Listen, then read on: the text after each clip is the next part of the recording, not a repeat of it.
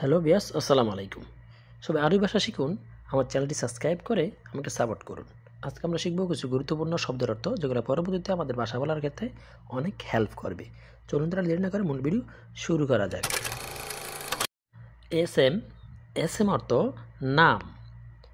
M নাম কি? M তো নাম কি? আরবি হচ্ছে ওয়েন অর্থ কোথায়। বেত অর্থ বাড়ি।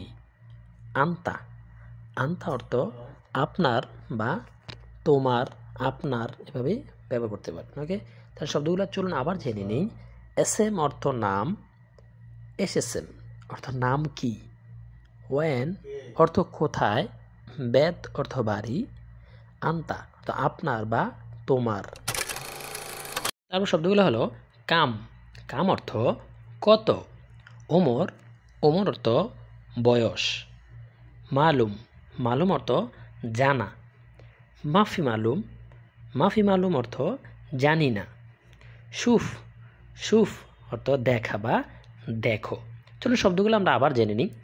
কাম শব্দের অর্থ কত। ওমর শব্দের অর্থ বয়স।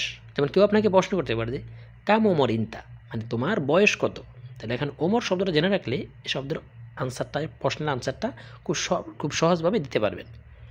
মালুম শব্দের অর্থ জানা। মাফি মালুম অর্থ জানি না। সুফ অর্থ দেখা বা দেখো। তারপর শব্দগুলো শিখব। এস অর্থ কি। সুগল অর্থ কাজ। সাউই অর্থ করা। দৌড় অর্থ খোঁজা। হাসেল অর্থ পাওয়া। চলুন শব্দগুলো আবার জেনে নিই। এস শব্দের অর্থ হচ্ছে কি। সুগল অর্থ কাজ। সৌই অর্থ করা। দৌড় অর্থ খোঁজা, মানে আমরা বললাম কি খোঁজো, যেমন দৌড় অর্থ হচ্ছে খোঁজা। হাসেল অর্থ পাওয়া বা আনা হাসেল, যে আমি পাইছি এমন কিছু। ওকে, তারপর শব্দগুলো হলো বাকালা অর্থ দোকান। কিস অর্থ পলিথিন ব্যাগ। বাতাকা অর্থ কাঠ, যেমন আকামার কাঠ, গাড়ির কাঠ, যেমন ড্রাইভার কাঠ, বিভিন্ন কাঠকে বলা হয় বাতাকা, যেমন কাঠ। তরিক অর্থ রাস্তা। মকমাফি অর্থ বোকা। চলুন শব্দগুলো আবার জেনে নিই। বাকালা অর্থ দোকান। কিস অর্থ পলিথিন ব্যাগ। বন্ধুরা, এই শব্দটা নিয়ে অনেক সময় অনেক কনফিউজ জাগে। যেমন কিস ইংলিশে হচ্ছে চুমন করা, আর এখানে কিস আরবি হচ্ছে পলিথিন ব্যাগ। বাতাকা অর্থ হচ্ছে কাঠ। তরিক অর্থ রাস্তা। মকমাফি অর্থ বোকা। যেমন আরবি আপনার একটু কথার কথা এই ভাষাটির ব্যবহার হয়। কোনো কাম যদি আপনি ঠিকমতো না করেন অথবা না বোঝেন, তাহলে বলে ইনতা মকমাফি, মানে তুমি একটা বোকা, মানে কিছুই বোঝো না। ওকে, মকমাফি অর্থ বোকা। তারপর শব্দগুলো শিখব। আলাতুল অর্থ সব সময়। গিরগির অর্থ বেশি কথা বলা। রোহ অর্থ যাও। গোরফা হচ্ছে রোম বা কক্ষ। গোরফা হচ্ছে একটা ঘরের রোম বা কক্ষ। উস্কুত তো চুপ বা চুপ করো। তাহলে শব্দগুলো আবার জেনে নিই। আলাতুল অর্থ সব সময়। গিরগির তো বেশি কথা বলা বা বক বক করা। রোহ অর্থ যাও। গোরফা অর্থ হচ্ছে রোম বা কক্ষ। উস্কুত অর্থ চুপ করা বা চুপ করো। শব্দগুলো শিখব। ইয়াল্লা অর্থ চলো। সোরা অর্থ তাড়াতাড়ি। ইয়াল্লা সোরা অর্থ হচ্ছে তাড়াতাড়ি চলো।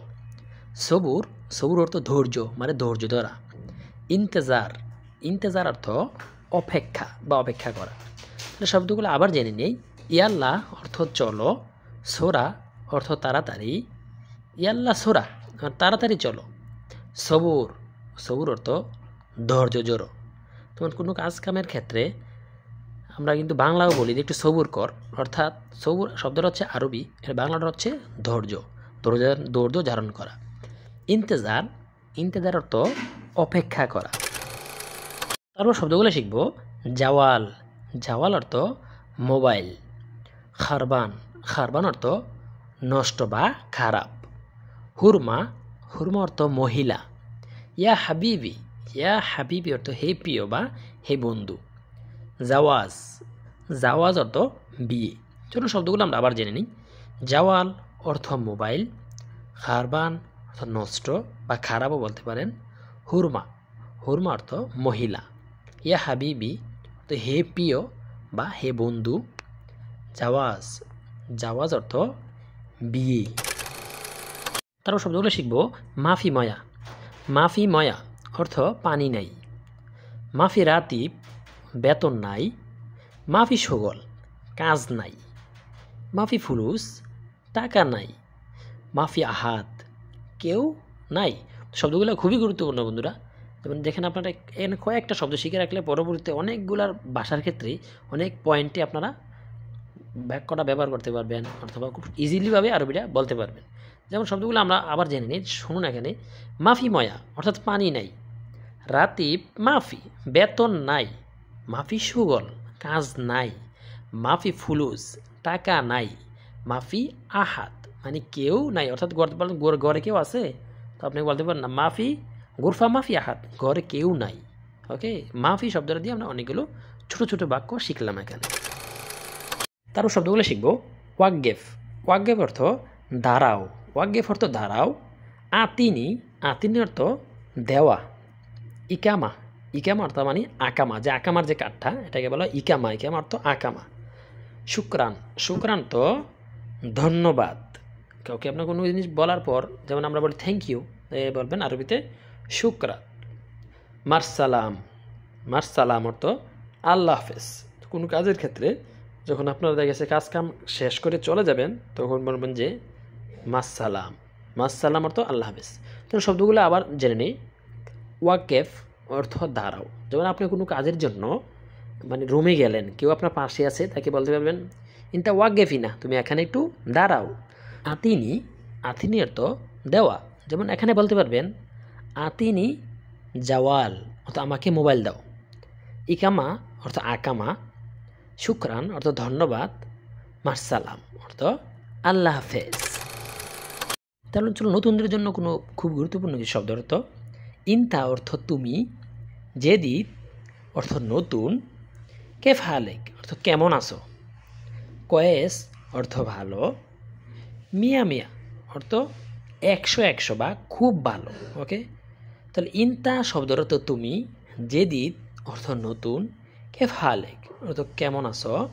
কয়েস অর্থ ভালো। মিয়া মিয়া 100 বা খুব ভালো, 100 ভালো আছে, খুব ভালো আছে। ওকে বন্ধুরা, আজকের ভিডিওটা এই পর্যন্তই। আর আপনার কোন টপিকের উপর ভিডিও চান অবশ্যই কমেন্ট করে জানাবেন। সবাই ভালো থাকেন, আল্লাহ হাফেজ।